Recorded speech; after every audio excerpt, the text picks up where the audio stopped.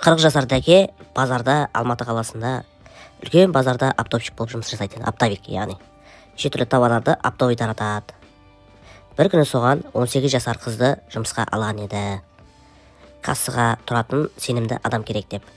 Сөйтсе, бұл сенімді адам деп отқанымыз 18 жасар қыз, аты Сая. Енді сенімді адам керек деген кезде танысының қарындасы еді, яғни кімнің, дәкенің сол жерде бутикта бір танысы болған, бір әйел. Сол әйелдің туысқандарының бірі еді. Типа туған емес, қарындас, сіңілісі. Сосын бір кезде, болды, бір алыс туысқаным бар еді, ауылдан келген. Қазір сабақ оқып жүр, сабағын былай жауып тастап, сіздің қолыңызда жұмыс жасаса болады деп. Сол қызды жіберген еді. Сөйтіп дәке келеді. Сөйлеседі, жұмыс жайында, собеседование болады. Жұмыс осындай, тек кассаға қарап тұру керек. Себебі мен кассаға үлгере алмай жатырмын дейді. Негізі маған сенімді адамдар керек. Сол сені айтып, жаңағы әпкеңді танимын, сол үшін сені жұмысқа алып жатырмын. Зарплатаң нормальный болады. Осылай бірақ 200 000 теңге өзіңді жақсы көрсетсең, дальше жұмыс істеп қаласың деген сияқты, және жалақыңды көтеремін деп айтады. Сая жарайды дейді.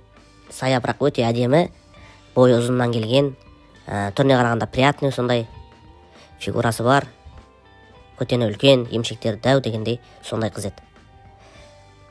Дәкенің ойында ешнәрсе жоқ, жұмысқа кіргізіп, үйретіп, өзі ара-бері көрсетіп, былай деп касса жинатқызуды сөйтіп тапсырып, өзінің орнына кетіп қалады. Сөйтіп күндер өтеді, Сая жақсы жұмысқа кіріседі, бір айдай өтеді, жалақысын алады, кәдімгідей көтеріліп қалады, тез жұмыс істейді, және шустрая, былай айтқанда, в общем, жақсы жұмысқа сіңісіп кетеді. Сосын бір ай өткеннен кейін дәке келіп, Сая қарындас молодец, көп жұмыс жасадың, осылай деп барлығын айтады.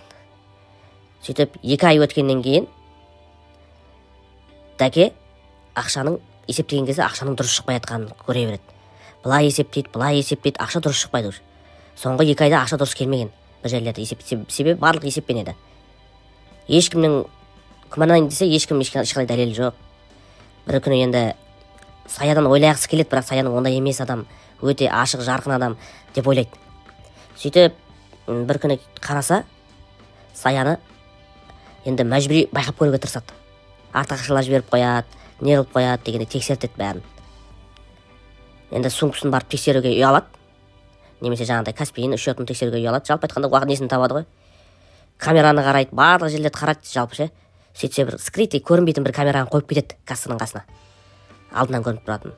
Екінші камера тұрады, ол көрінбейді. Ал екінші жақтан тағы камераны қойып қояды. Сөйтіп дәке бір скрытый камераны қойып кетеді. Сөйтіп қарап отырса, жаңа Сая деген қыз наличкі, Каспийден Каспийге аударып отырады екен, өзінің қалтасына қарай. Білдіртпей аударады екен. Көп емес, 200-300 теңге, кейде 2000-3000 теңге сөйтіп, бір күннің ішінде 20 000 теңгедей аударып жеткен. Себебі кассаға үлкен ақша түседі. Бір күнде бір кассаға, мысалы 500-600 мың касса болады екен, соның 20-30 мың жырып қалып отырады екен. Сөйтіп 2 ай өткен, 1 миллиондай жоқ деген, сөйтіп жұрылған ақшаны. 2 айдың басынан емес, бір ай бойы сөйтіп жүрген. Сөйтіп дәлелдейді, анықтап, нақтылап. Сосын келетте дәке айтады, Сая сөйлесетін әңгіме бар дейді.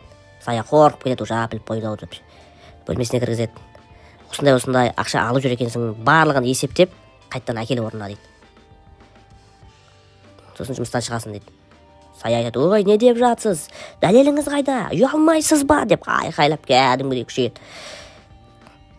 Дәке айтады, ұят болады қазір. Сен ұялмайсың ба дейді. Осындай әп-әдемі қызсың, жап-жас қызсың, 18 жастасың. Алдағы өмірің, алдағы қазір шақырам тиісті адамдарды. Сөйтіп сені заң бойынша сені бәрін орнына қояды дейді. Сөйтсе бір кезде Сая, ой, сіз не деп шақырыңыз, любой адам, дәлелдеңіз деп күшейеді. Кәдімгідей ашуланып, столдарды ұрып, сізді сотқа берем деп. Себебі хитрая да жаңағы қыз 18 жасар. Сосын бір кезде дәке дейді, қойсаңшы дейді. Көрсетейін ба? Дәлеліңіз жоқ. Видеодан қойып береді дәлел. Міне дейді дәлел. Мен жерге камера қойым деп камерасын көрсеткен. Сосын бір кезде ананы көргеннен Сая қалдырап дәлелдеп, мынаны қазір берсем, сен бүкіл өмірің тасталған болады дейді. Ақшаны қоясың и так-то дейді. Бірақ өмірің вообще бітіп болады. Давай лучше тыныш қана тараса қояйық дейді. Ақшаны әкел дейді. Және мен бәрібір арыз жазамын дейді. Себебі мен отчет барлығын жабуым керекпін дейді. Себебі мына ақшаны сен әкеле аласың ба, әкеле алмайсың ба, сен әкелмей созып жүресің. Мен бәрібір арыз жазуым керекпін дейді. Вообще өмірің бітіп болады дейді. Бірақ қазір шешуге тырысамын. Сөйтсе Сая, ойбай аға кешіріңіз, қателестім, білмей қалдым, өйттім деп Дәкенің аяғына жабыса кетеді, аяғын құшақтап. Дәкен, ей қой, жынды ма, не істеп жатсың? Тұрар, итерейін десең қайсына, әп-әдемі қыз ана. Сөйтсе бір кезде аяғына жабысып, жаңа кімнің Дәкенің мүшесін сипалап жатыр сыртынан. Кәдімгідей қысып, Дәке деген оянып кетеді. Бір кезде қолын салып жүреді бұтына қарай. Дәке одан сайын сөйлей алмай қалады. Сайманы резко тұрады. Сөйтіп сол жерде шешетті, Сая аузын алады ана жерде. Кәдімгідей аузын алады. Дәке не істейді, үндей алмай қалады сол тұрған жерден. Аузын алып жатыр, короче. Бітіріп тастайды атау аузына қарай. Азып ше. Сая аузы быт шыққан жаңағыдай тұр енді алдында. Аға, кешіресіз ба, ана мына білмей қалдым, үйттім, ақша керек болып қалды. Бұндай ақшаны көрмегенмін деп. Дәке айтады, істегің келе ма жұмыс дейді алдағы уақытта. Иә, істегін, мен саған ақшаны беремін, ақша бар. Бірақ жаңағыдай любовнигім боласың дейді. Любовницасы боласың дейді. Жарайды, ойбай, сөйтсе, Сая жүрсе, сондай жаман жерлерде жүрген қыз болып шығады. Дәке күнде тырылта тұсап алып, әр күн түн жұмыс біткеннен кейін алып кетеді, қонақ үйге барып беріп қайтады. Ақшасын береді. Сөйтіп Сая өзінше болып жұмыс жасағысы келмей, кәдімгідей кімнің мойнына мініп алады Дәкенің. Дәкеде әлсіздігі еркектің, соның айтқанын істеп, өйтіп ананы алып бер, мынаны алып бер деп. Сөйтеді бір кезде Дәкенің әйел бала шағасы бар екенін біледі ғой енді. Досы келіп айтады, Дәкен біліп қалғаннан Дәкен не істеп жатсың, бұндай нәрсемен айналыспасайшы, бала шағаң бар, әйелің бар. Конкретно өліп бара жатсаң, екінші әйел қылып ал дейді. Екінші әйел қылып ал дейді да, кәдімгі некелеп. Алмайсың ба, жолама дейді да. Қосылатын болсаң некемен қосыл деп айтып жатыр да. Сосын Дәке үйге келіп ойланады. Бала шағасы бар, несі бар, аяйды. Сөйтсе жаңағы қызға барып, жаңағы кімге барып айтады, әйеліне айтады, осындай екінші әйел алу керек деп айтып қалады. Сөйтсе әйел айтады, екінші әйел болғанда білмеймін енді дейді. Жағдайың жетіп тұр, өзің көріп тұрсың, денсаулық жағың жетіп тұрған шығар дейді. Дұрыс қой дейді, ол айтады. Өйтіп әркіммен андай қосылып не қылып жүрген екінші әйел алған дұрыс.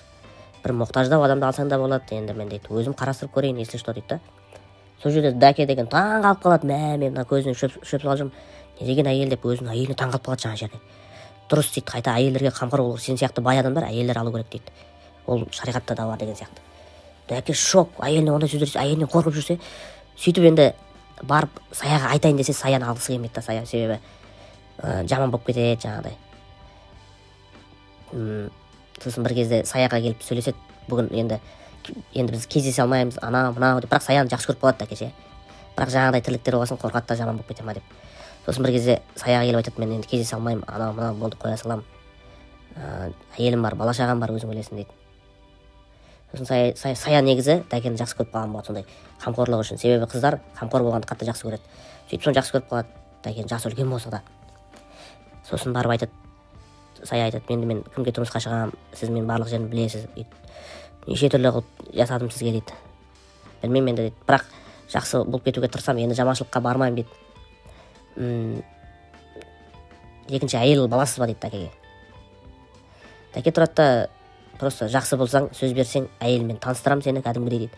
Бірақ жаңағыдай жаман болып, айқайлап, қырылысып жүрме дейді. Мен ондай жаман көрем дейді. Бірақ жақсы отбасы болсаң, кәдімгідей бала шағалы болып, нормально болып кетем. Просто сен менің байлығым емес, неміз, ақша үшін емес дейді. Сен менің өзім үшін не қылып көр дейді. Ол ақша бірде бар, бірде жоқ дейді. Бірақ сен менімен болғың келе ма? Сол мәселе, соны жақсылап ойлан дейді. Сосын Сая айтады, ойланып көрейін дейді.